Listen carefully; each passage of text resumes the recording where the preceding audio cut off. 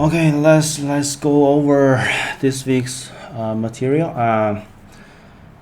Yeah, again, a reference from a Rare Skills ZK book. Okay.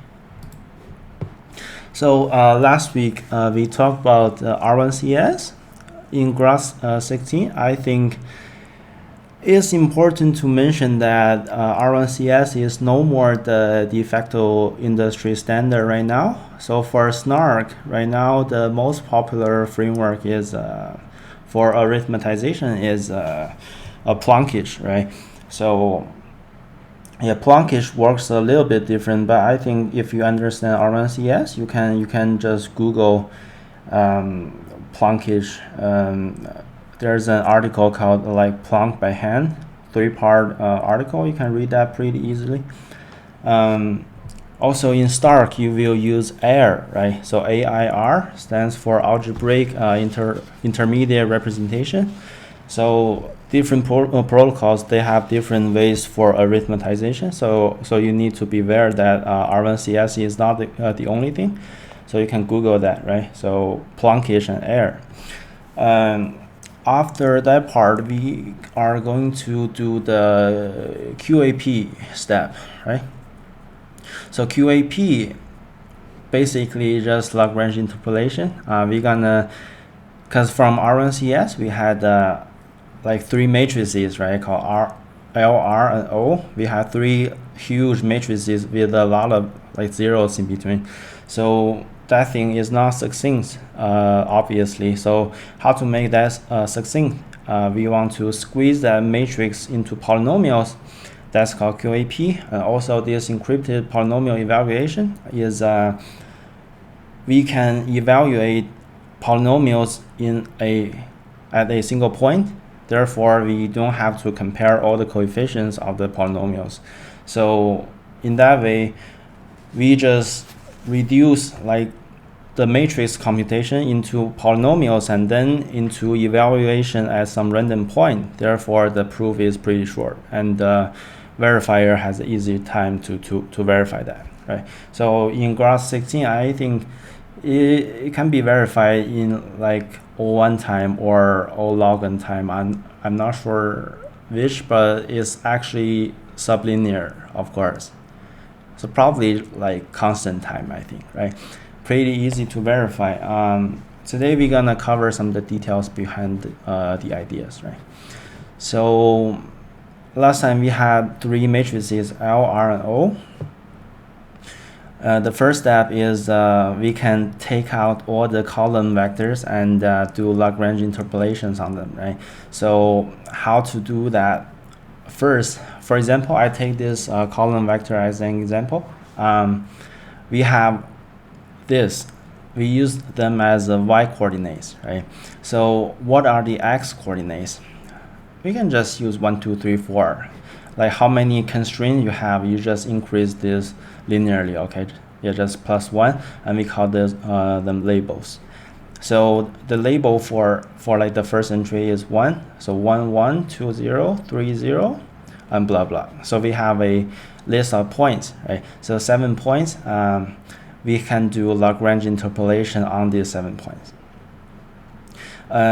Recall that Lagrange interpolation, if you feed into that endpoints, you're gonna get a degree n-1 polynomial, right? So right now we have 7 points. We're gonna have 6, like a degree 6 polynomial out of this column vector. So we're gonna do the same thing for like every column vector in the matrix. Recall that we had 5 column probably last time. Yeah, last time we had like 7 rows and 5 columns for each matrix, and we have 3 matrices, right? So for each matrix we can do this 5 times, and then 3 matrices totally like 15 times of Lagrange interpolation. So how to do that? I recommend you to watch this video. I'm not going to go over the ideas behind it right now. So yeah, this graph is pretty clear actually. So you're gonna do that 4 times, right? Like each time you have 3 zeros and one non-zero point, something like that, and then you add this information together in the end. yeah, this is the interpolation phase. So yeah, just watch the video, please. So how to do that in Python, right?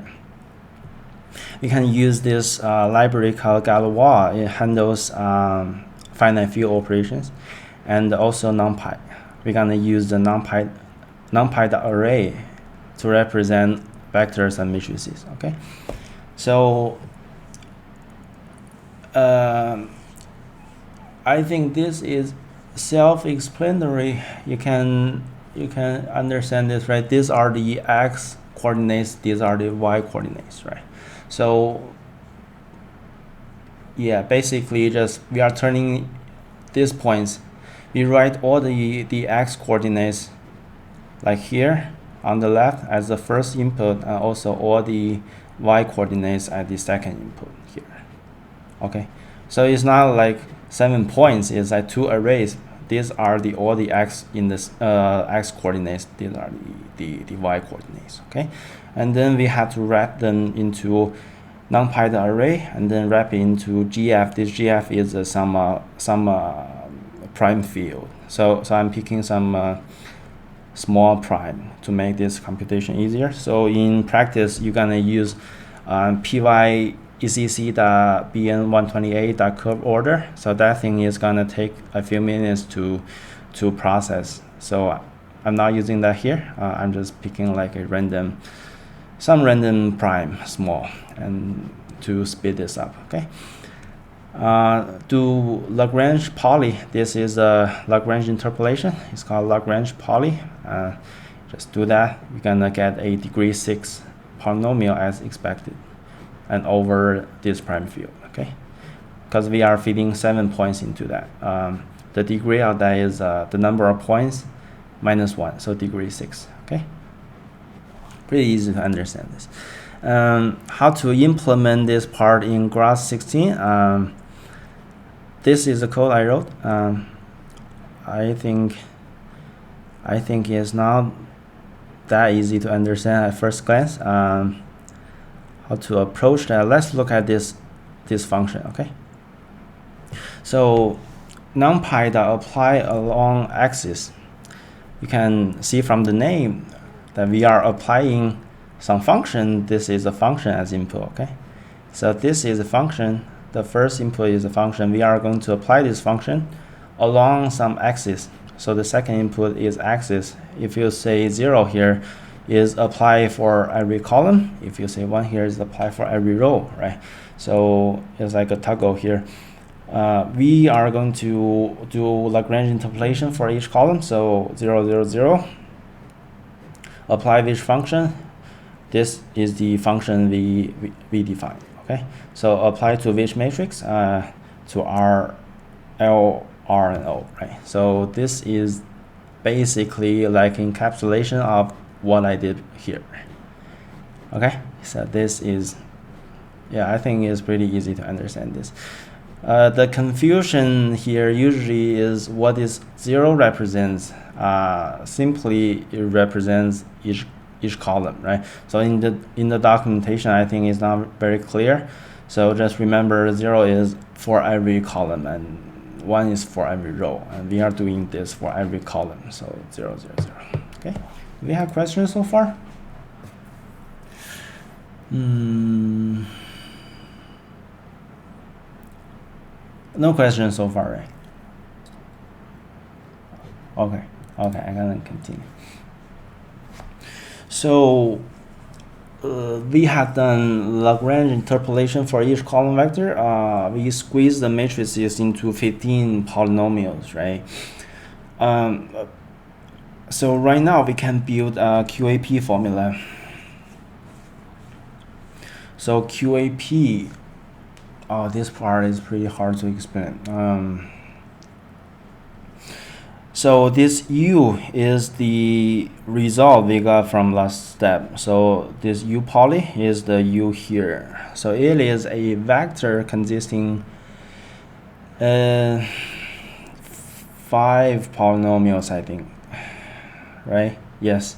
I think yeah, this is a vector of 5 polynomials because we have done this for each column, and there are 5 columns in the problem, right? So V similar and W similar. So they are the result from last step. And this A is a secret witness generated by the prover, right? This is the prover's secret. This looks very similar to QAP formula, but it's not balanced. I'm going to explain this later, but just remember this is kind of the QAP formula, but it's not quite. Like there are some other terms behind this. So this is a general idea, but not the final version of the formula. Okay, so how do we get this?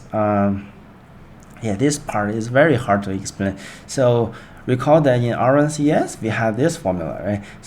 So the matrix is like we got from arithmetization the huge matrix L times A, and Helmholtz product is R times A equals O times A. So this was balanced. So the idea is there exists a homomorphism from the R1CS format into this QAP format. But I don't find like a formal definition in anywhere. So I'm gonna use the term loosely, so probably quote unquote homomorphism. Not going to prove it, but you get the idea. Like we have an algorithm to turning R1CS into QAP using this program, right? So we can do the same thing for like every matrices, no matter what arithmetization we have done, we can do the same algorithm and turn that into this format. So it works like homomorphism, but if I claim this, I have to prove it, but I don't want to prove it. So you get the idea. So like phi is a homomorphism. Phi of L, it turns into U, and turn this R into V, and turn this O into W. Okay, so this is the idea, and don't blame me for not proving it, please. So to expand this formula a bit, you see this U times A is actually inner product, right? Because U is a polynomial. No, is a list of polynomial, right? So probably 5 here in our problem. 5 polynomials times like entry 5 witness vector, right? So basically the length of U and the length of A, they must be equal in order to compute the inner product, right? So we call that A1 in our problem. It stands for 1, which is the constant term. So 1 comma x1, x2, x3, x4. I hope you still remember the problem we were working with, right? It was the bipartite graph proving. So there's no output. So this the first term is the constant term 1, and these are the coloring for each node, and there are 4 nodes, and therefore this is a length 5 vector, witness vector, secret one, right? And this is 5 polynomials. So length 5, we can do inner product between them. So just A1 times U1 and plus A2 times U2 and plus blah blah blah. Okay, so this is the inner product, and it is easier to understand this in written form, but in Python it's a little bit work, right? So to implement this, the idea is to use, I think I can minimize. Okay, the idea is to use some functional programming strategy from Python, right? So Python has these 2 methods. First is called map, second is reduce. So this is the map reduce pattern, right? It exists in many programming languages. So in Python, they work in the following ways. So how does map work, right? For example, we have a list of polynomials, n polynomials, and the witness vector is n, right? So length n and length n. If we apply like map parentheses multiply like multiply is should be a function, right? So the first input is multiply, and the second input is a police, and third input witness. What we get is we are going to apply this function input into like every pair, right? So for this to work, you have to pass in two iterable elements. So in Python, they are lists, right? You pass in this list, and Python is going to, okay, I'm gonna map that function onto like this pair, and then the second pair, and blah blah blah, and until the last pair. Okay, so the result is just multiply. I'm gonna multiply all the pairs and then store the result into a separate list. So this is map in Python. Okay, so basically I'm mapping a function onto every pairs of some iterables. Okay, so reduce is a little bit harder to understand than map.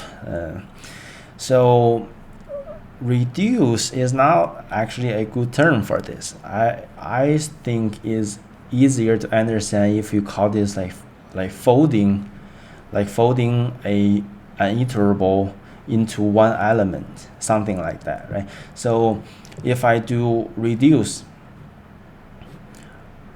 sum, so the functional input is sum. So what I'm doing here is, okay, I gonna take this and do the sum between the 0th element and the first element. Okay, I gonna take the sum of these two. So I got the result here, right? So this is the result of the first step, and then okay, I gonna have P3 times W3, and I'm going to have sum applied to the previous result, like again. So you just keep adding the stuff. So the final result is you are folding a list, an iterable, into a single element, because I'm doing sum for these two. So this is the result. I'm going to do sum again and again, and then repeat till the last entry, right? So I'm folding a list into a single variable by applying this function many times. Basically, this will reduce mean. Yeah, pretty easy to understand map. Maybe it takes a little time to understand reduce, but I think the idea is pretty clear that this is very similar to what we had done here. Okay, so this inner product is perfectly represented by we do map multiply first and then do reduce sum. So this is exactly what is happening in inner product formula.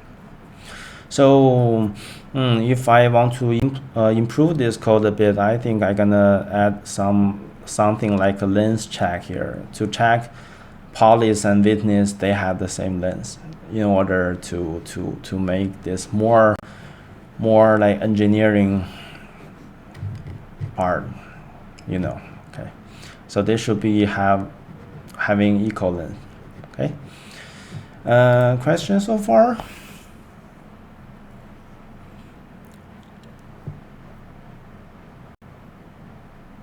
No question.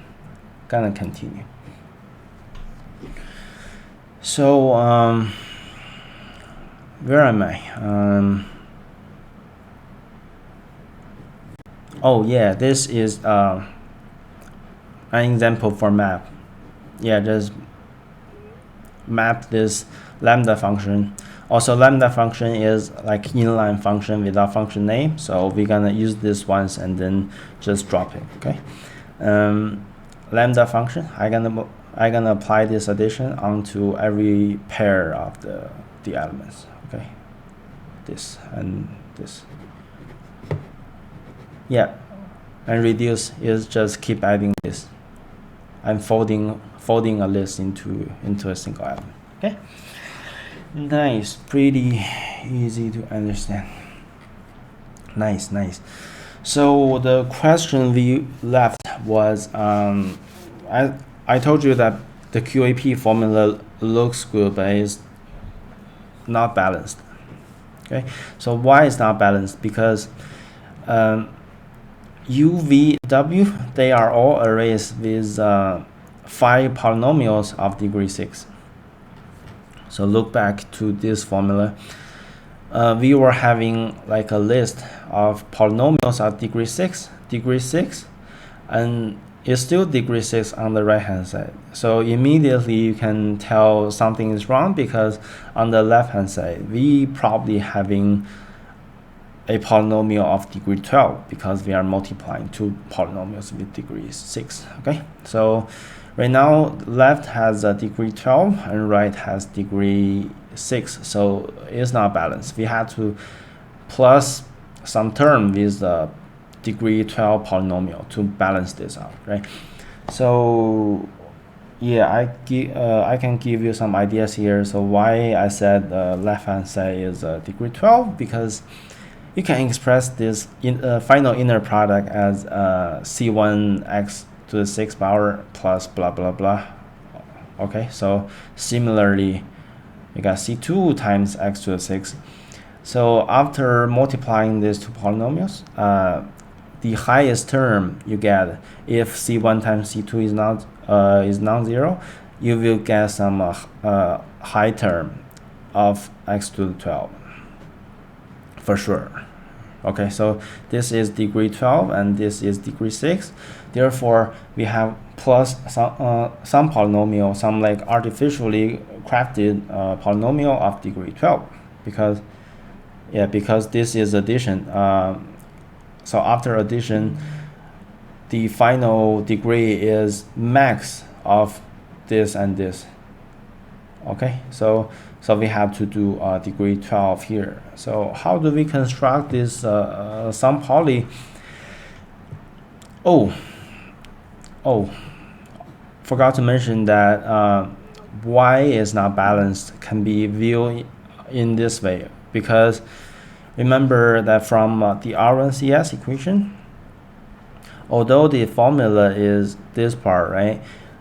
But we can view that as we have additional 0 vector here.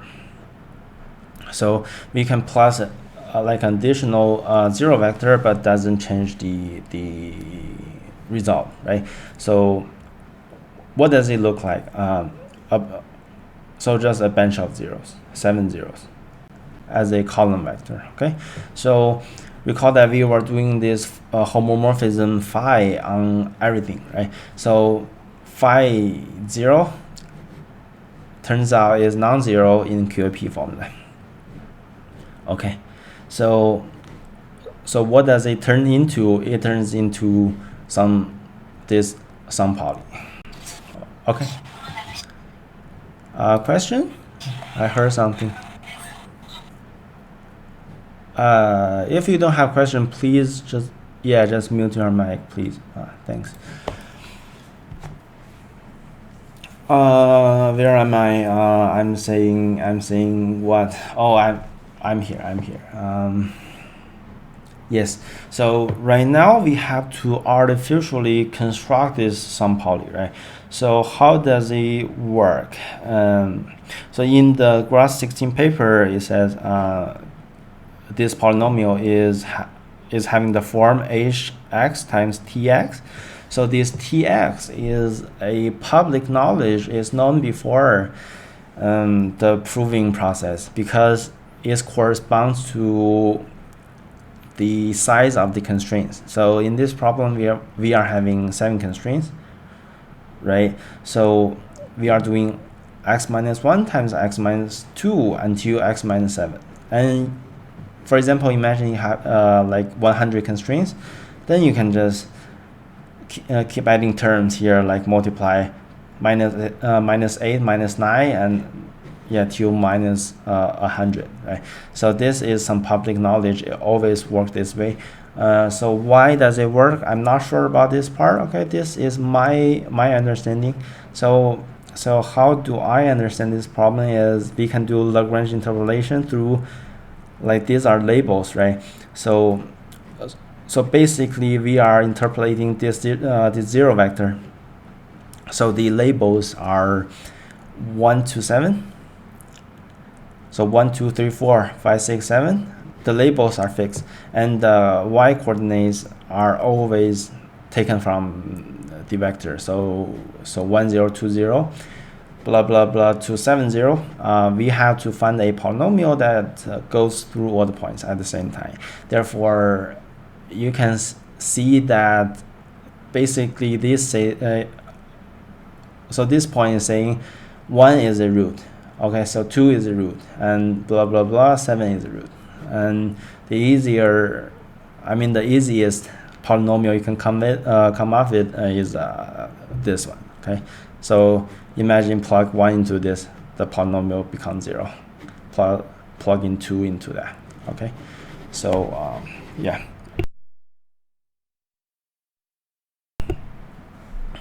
So after we know what is Tx, we can compute this Hx. So this Hx is deduced polynomial from like the entire equation, right? So right now we have everything. We know what is u times a, we know what is w times a, and we know what is v times a. So also we know what is t. So this t is always public knowledge. Therefore, the only unknown here is h, and you know what to do, right? So when you have only one unknown in an equation, you just move it to the other part and then just solve for it, like simple algebra, middle school algebra maybe. Okay, so yeah, just solve for h, and then you get this formula. I want to make a comment here is when you having too many constraints, this operation is pretty time consuming. Actually, it's pretty hard to do this polynomial division. I think there is some like faster way to do this. Probably like fast Fourier transformation, FFT. You can speed this up, but yeah, I need to do more research because I haven't implemented that in my code. I think if you do this division like in like a stupid way like me, yeah, if you do this, this is going to take a lot of time to compute. Okay, so there's room for improvement on this computation. So how I implemented this part is, I just type in t like manually. Here I'm saying like the polynomial, like the coefficient for x term is always 1, right? You can see the coefficient for each x is always 1. So the constant term, I handle the negative number in like a stupid way. I just manually say curve order -1. This is like equivalent to the negative number -1, right? Because we are working in a finite field of this order. So basically we are working in a scalar field. Therefore, the order is curve order. Right. Recall that if we are working in base field, the order is field modulus is a different constant. Okay. I got t here. I'm gonna explain this later because it's not QAP part. It's related to the Schwarz-Zippo lemma. So we're gonna discuss this later. We can compute h here using naive approach. Okay, just do the formula here. This sum AU is comes from this inner product. Okay, we already computed them. So so this formula is this one. Okay. I computed h times t just for easier programming. Okay, so and you assert your math is okay. So this is this formula. So you assert this is true. Okay. Okay. Questions so far? No question. No questions. Nice, nice, nice. Yeah. So that's QAP. That's everything for QAP. Okay. So you already have QAP formula. So what's next is we can do the succinct part, right? So why we need to improve this protocol? Because imagine that if you are asserting, no, I mean if you are comparing the equality of two polynomials, right? For example, here, if like a verifier comes in and checks the equality of this equation, imagine you have like a million constraints in your circuit, then this is gonna take a lot of time from the verifier, right? So to make this succinct, also you're gonna have a long proof. Okay, so it doesn't follow the definition of a SNARK.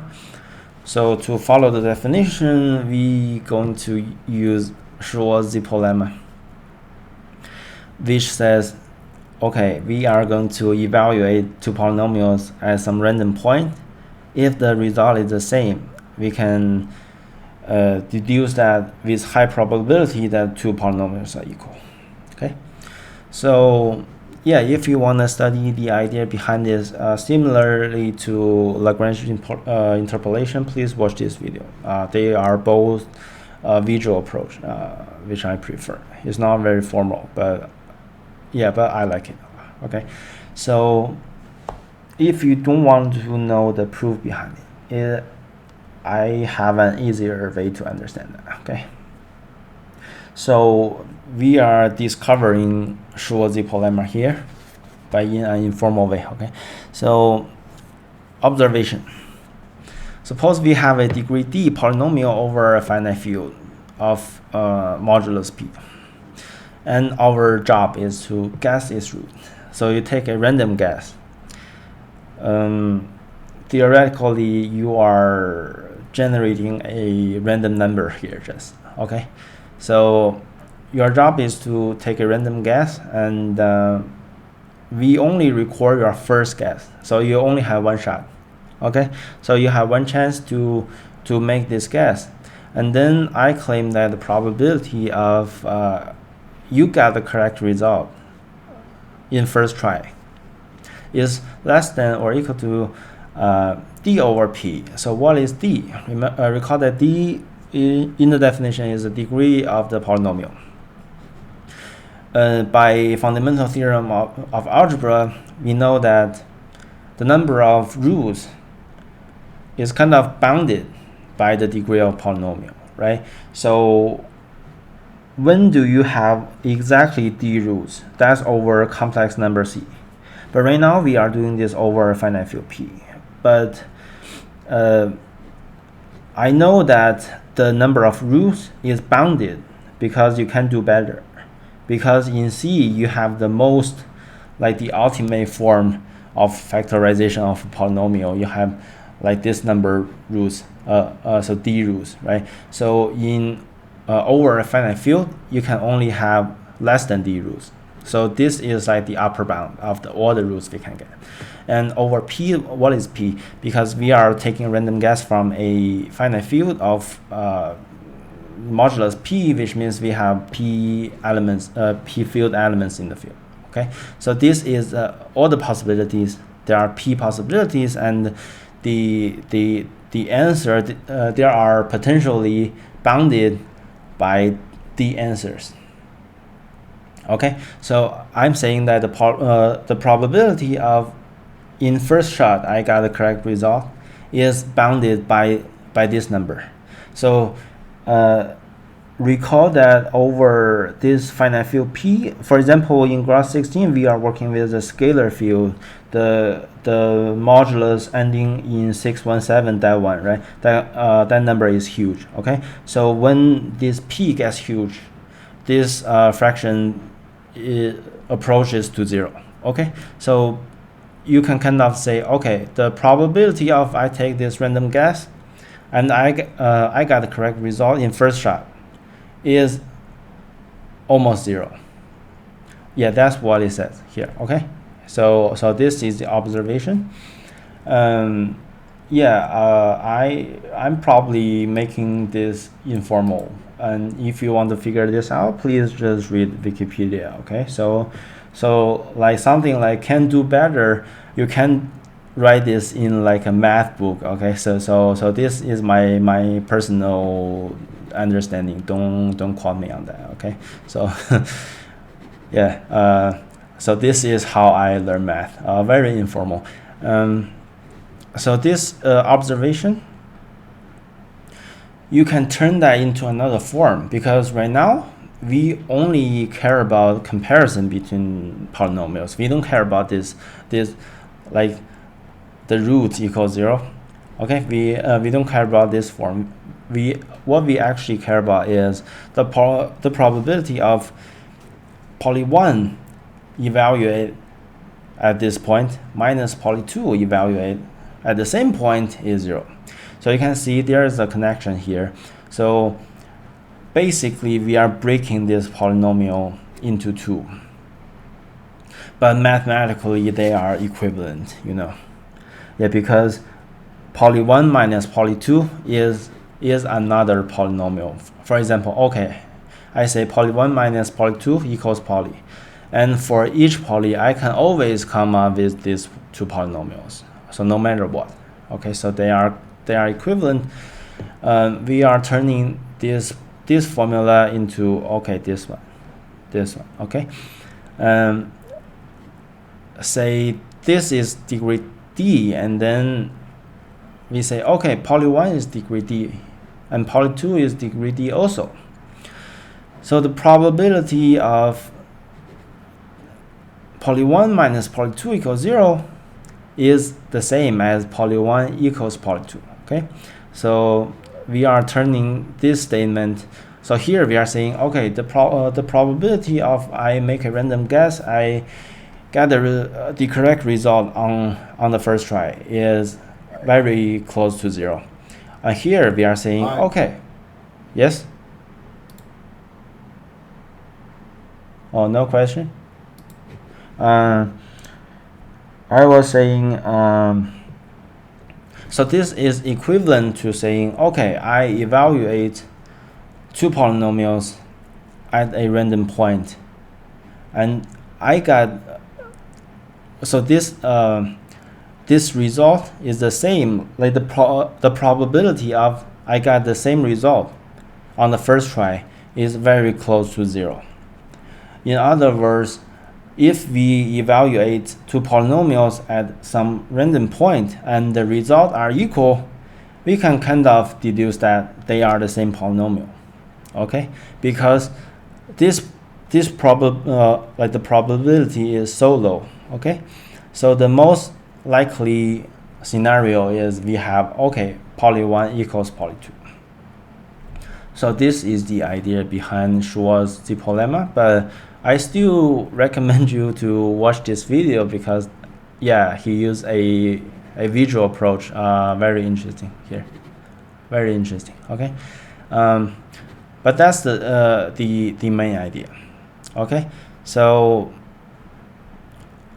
why we were talking about this, because we want to make our zk proof succinct, right? So before this, we were having QAP formula where we had to compare every coefficient of two polynomials. Imagine we have like a huge number of constraints, and therefore we have a huge degree of the polynomials. Then we have to do the comparison for each coefficient like many times. But right now, since we had this observation, we have deduced the Schwar's z-lemma. We can say, okay, we are going to let some trusted third party generate this random point, and then we only evaluate two polynomials at this point, and we are only verifying if the result is the same. So we turn like ON comparison into O1, right? This is very easier to compute compared to comparing two polynomials. Okay, so we are making zk proof succinct in this way. So this idea is pretty important. So almost like in almost every single zk-SNARK, you have to use this. Okay, so it's not like some special thing for graph 16. Is very universal. Okay, so please understand this. Okay, this is called Schwartz-Zipf lemma. Very important to understand. Okay.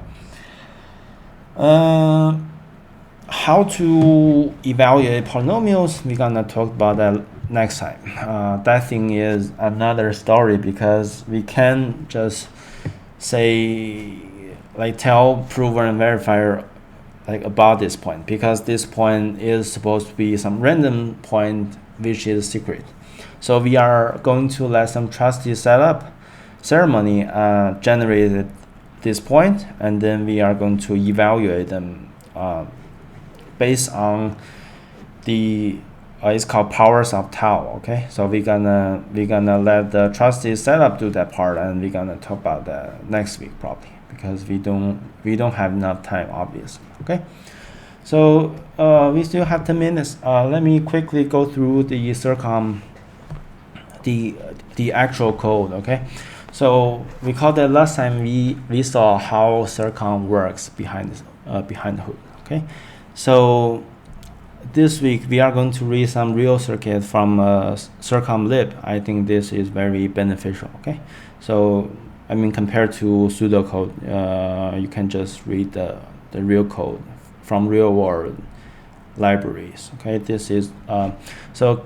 comparators.zircon. This is probably the most commonly used library in zircon lib. Okay, so we're gonna figure out how it works. I think Anna kind of went through this in one of the exercises, but yeah, let's see how zircon works.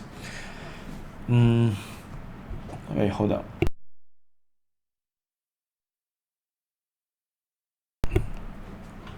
Okay, so in like a normal programming language, you probably want to say, okay, how do I compare something to zero, right? It's very easy to do. For example, in Python, you will say, okay, if the input is 0, I'm gonna output 1 for true, right?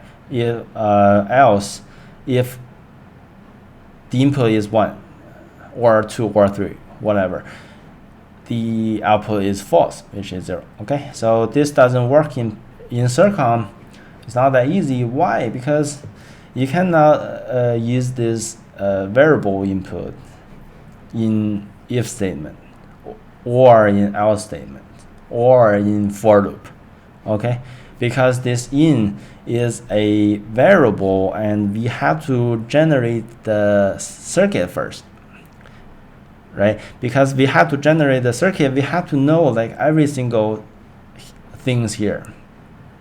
Therefore, we cannot say like for like comparing a variable to 0, or comparing a variable to like in a for loop, right? So in a for loop, we have to tell zircon that we are working for how many iterations before the actual proving process. Okay, so this makes comparing a number to 0 very complicated, actually. So this is the wrong way. Okay, in zircon, how to do it? You can find the code here. Okay, so in this file, this template is called is0. Takes an input in and output out. This signal in, like without the marking it as input, this is the intermediate signal. So this is like a helper signal, but in a witness we are including this in the witness, but we don't have to provide the value for in our input.json.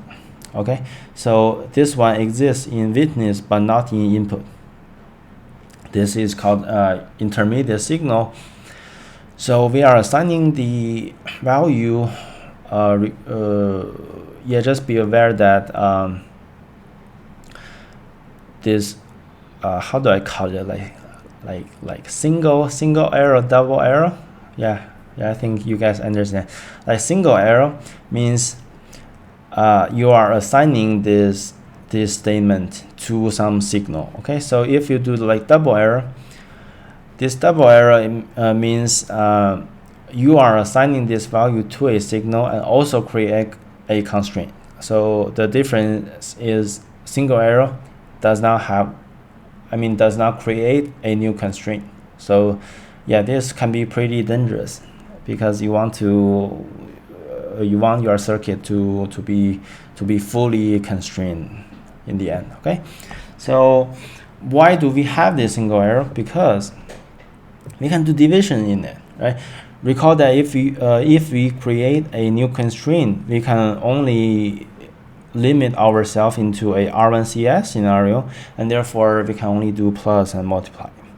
But if we do this, we can have more flexibility here to say, okay, if in is not 0, then I assign in with 1 over n. So we can do this operator here, this question mark here, also the division here. So it's not possible if we do that in double arrow.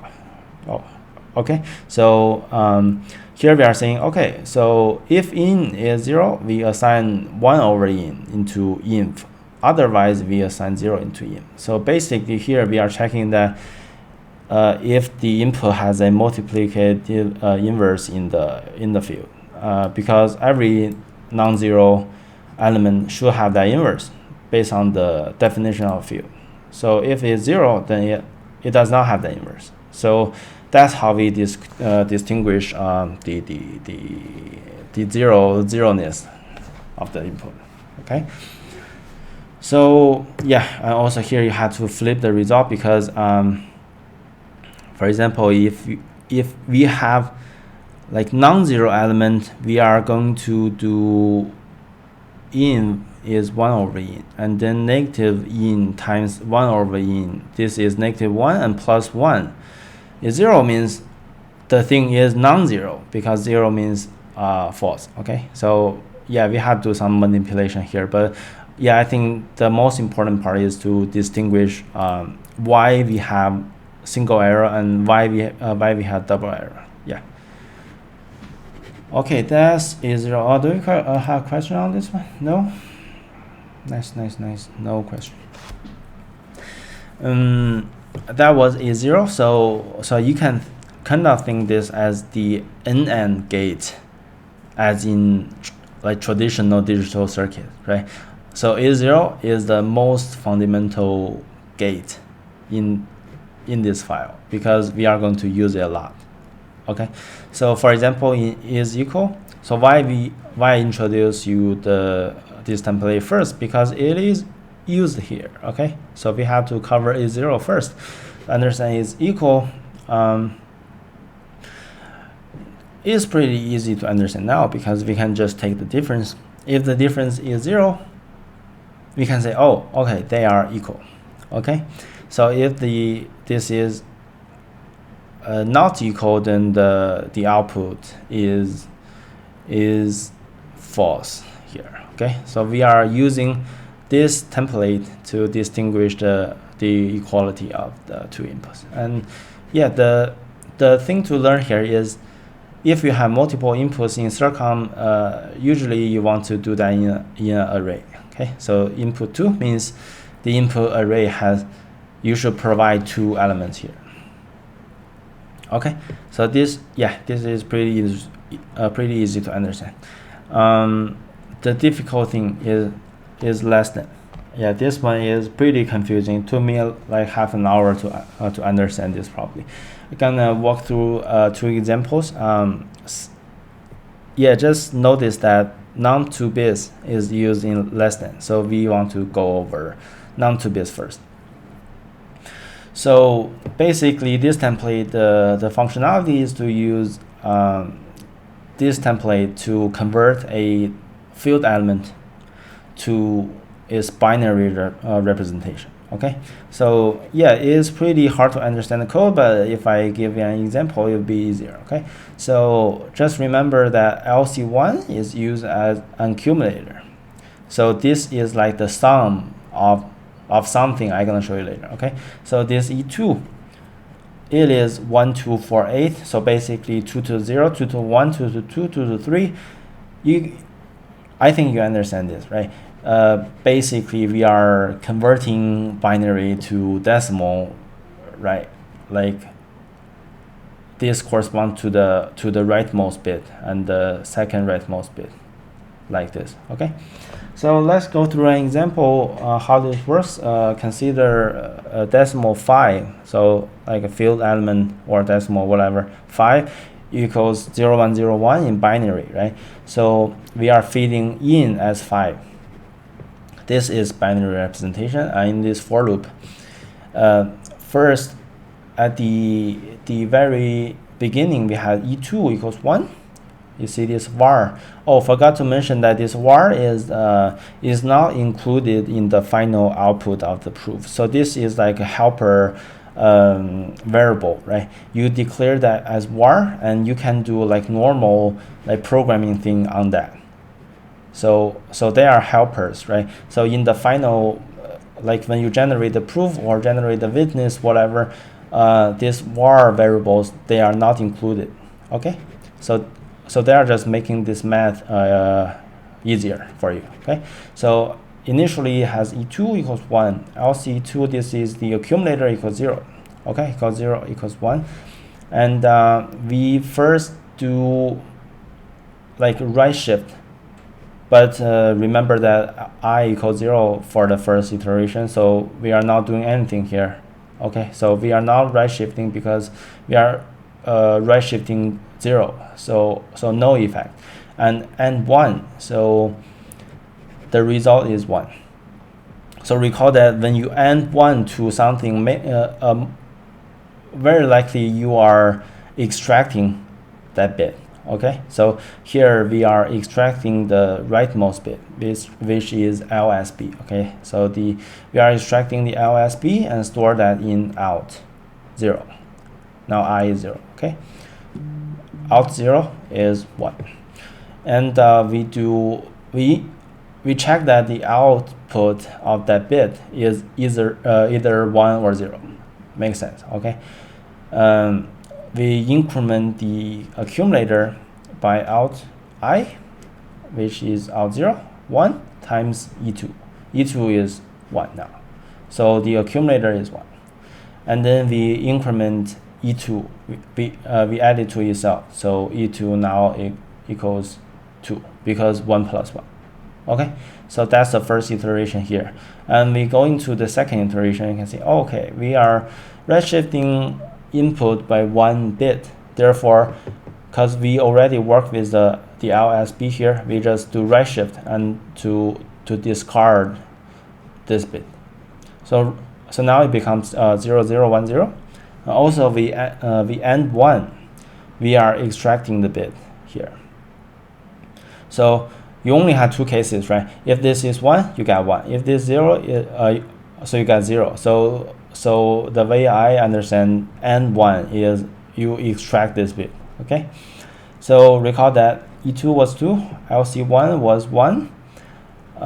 This was the initial state of the two vars. Okay, so extract the LSB at this moment, which is 0. We assign that to out 1. Increment the accumulator. So since this bit is 1, we are not incrementing the accumulator, so no effect. Accumulator is still 1, and e2 equals 4. Okay, so we are just repeating this process, and then okay, so in iteration 3 we do something like, okay, I shift this by 1 bit and then extract the last bit, which is 1, and then I increment the accumulator based on what my current e2 is. So in third iteration it should be 8, so I have this final, oh no, I mean no, in the next iteration I increment the accumulator by 4, so 1 plus 4 equals 5, which matches our initial input. So why we were tracking this accumulator? Because we had to constrain this circuit to say, okay, the accumulator equals the input in the end, therefore our computation is correct. Okay, so that's why we keep track of this accumulator. Okay, so yeah, I think this is easy to understand after I provide this example. Should be good now. And we understand how to turn that into binary. Now we go back to this less than template. Okay, so this was pretty confusing at first glance. So let's take a 4-bit example. Say 5 equals 0, 1, 0, 1, and 7 equals 0, 1, 1, 1. Okay, so we are taking these 4-bit numbers. Take the binary. So what we are doing here is we take the first input. In our case, is 0, 1, 0, 1. We add 1, 0, 0, 0, 0 to it. Why? Because this is one left shift by 4 bits. That means we add 1 to the left. So we scale this number up by 1 bit. That's what it's doing here. Okay. So after the scaling, we do a subtraction. We take the difference of this scaled number. We subtract that from. We subtract the second input from the scaled number. So in the end, we got something like this. So how do we distinguish if it's like greater than or less than? So if the MSB, the most significant bit is 0, it should be A less than B. Because if we have this as 0, it means, okay, we don't have enough values to subtract this number. Therefore, we borrow this carry bit. Okay, so if we got 0 here, means we don't have enough values here in the original form to subtract the second input. Therefore, the first input should be less than the second input. Okay, so if we have 1 here, that's another story, right? So if we have 1 here, that means, okay, we have enough number like here in the last 4 bits already to subtract the second input. Therefore, we don't even have to borrow anything from this carry bit. So in that case, the end result is MSB equals 1. That means the first input is greater than second input. Okay, so this is a universal way in circuit to comparing numbers. Yeah, like usually it's done in this way. So pretty important to figure out how it works. So the idea is just, I have this carry bit here. I just subtract this scale number with the second number, right? And then I see if my carry bit has been changed. If changed, it means the first input is smaller, right? Yeah, and there are a few other templates, pretty easy to understand because they are all using this less than template we just covered. Yeah, I think the difficulty is understanding less than. If you understand this, pretty easy to understand the other templates. Okay, so that's everything for today.